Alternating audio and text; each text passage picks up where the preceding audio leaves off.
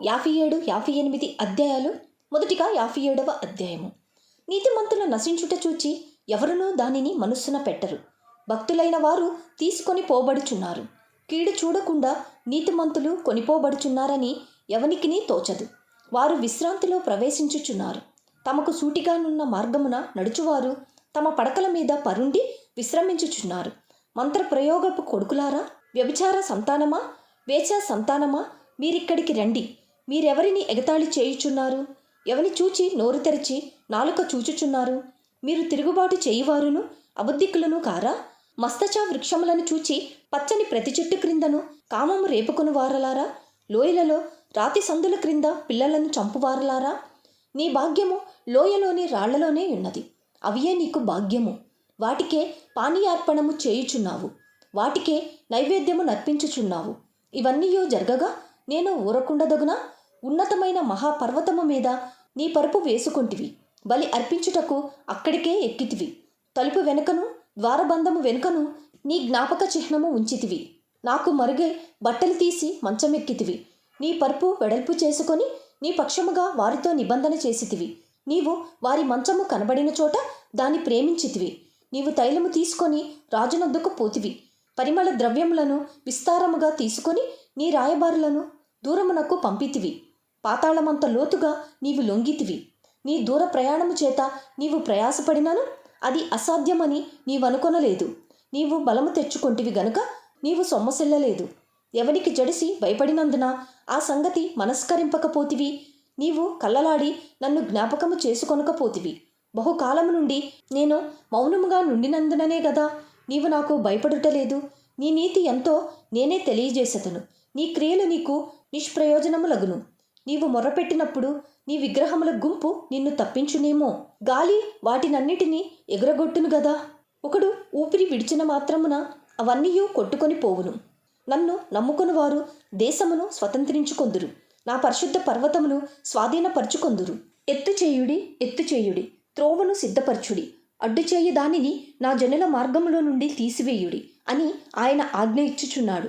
మహాగణుడును మహోన్నతుడును పరిశుద్ధుడును నిత్య నివాసియోనైన వాడు ఇలాగూ సెలవిచ్చుచున్నాడు. నేను మహోన్నతమైన పరిశుద్ధ స్థలములో నివసించువాడను. అయినను నియమము గల వారి ప్రాణమును ఉజ్జీవింప చేయుటకును, నలిగిన వారి ప్రాణమును ఉజ్జీవింప చేయుటకును, వినయము గల వారి యొద్దను దీన మనస్సు గల వారి యొద్దను నివసించుచున్నాను. నేను నిత్యము పోరాడువాడను కాను, ఎల్లప్పుడూ కోపించువాడను కాను. అలాగుండిన ఎడల నా మూలముగా జీవాత్మ క్షీణించును.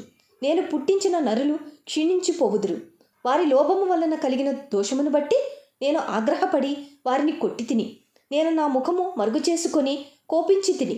వారు తిరగబడి తమకిష్టమైన మార్గమున నడుచుచూ వచ్చిరి.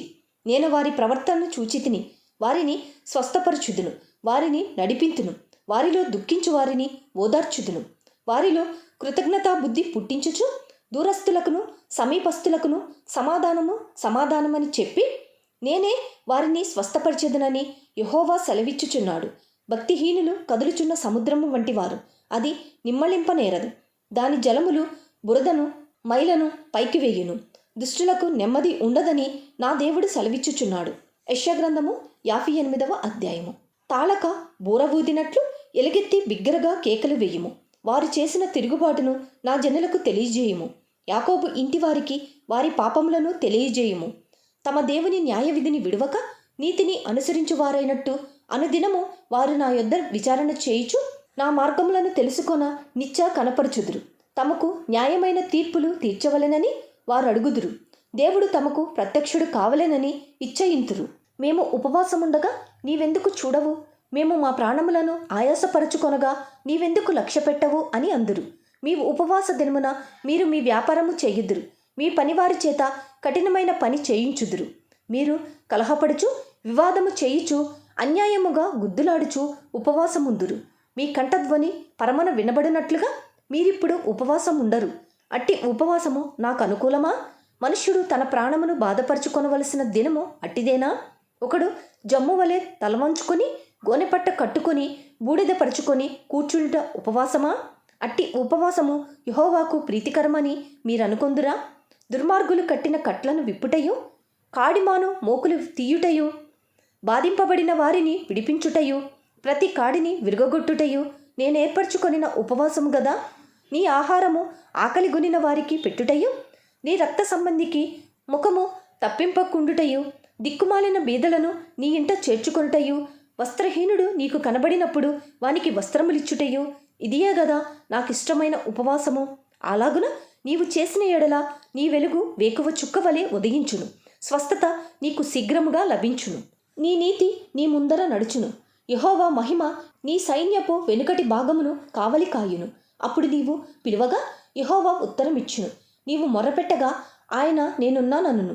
ఇతరులను బాధించుటయు, వ్రేలు పెట్టి చూపి తిరస్కరించుటయు, చెడ్డదానిని బట్టి మాటలాడుటయు నీవు మాని, ఆశించిన దానిని ఆకలిగొనిన వానికిచ్చి శ్రమపడిన వానిని తృప్తిపరచిన ఎడల చీకటిలో నీ వెలుగు ప్రకాశించును, అంధకారము నీకు మధ్యాహ్నము వలె నుండును. యెహోవా నిన్ను నిత్యము నడిపించును. క్షామకాలమున ఆయన నిన్ను తృప్తిపరిచి నీ ఎముకలను బలపరచును. నీవు నీరు కట్టిన తోటవలెను, ఎప్పుడునూ ఉబుకుచుండు నీటి ఊటవలెను ఉండెదవు. పూర్వకాలము నుండి పాడైపోయిన స్థలములను నీ జనులు కట్టెదరు. అనేక తరముల క్రిందట పాడైపోయిన పునాదులను నీవు మరలా కట్టెదవు.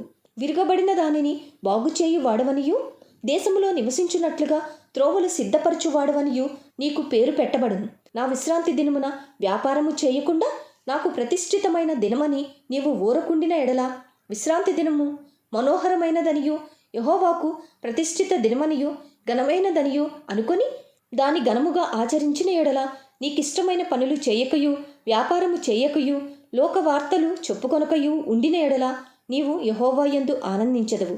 దేశము యొక్క ఉన్నత స్థలముల మీద నేను నిన్నెక్కించెదను. నీ తండ్రి అయిన యాకోబు స్వాస్థ్యమును నీ అనుభవంలో ఉంచెదను. యెహోవా సెలవిచ్చిన వాక్కు ఇదే.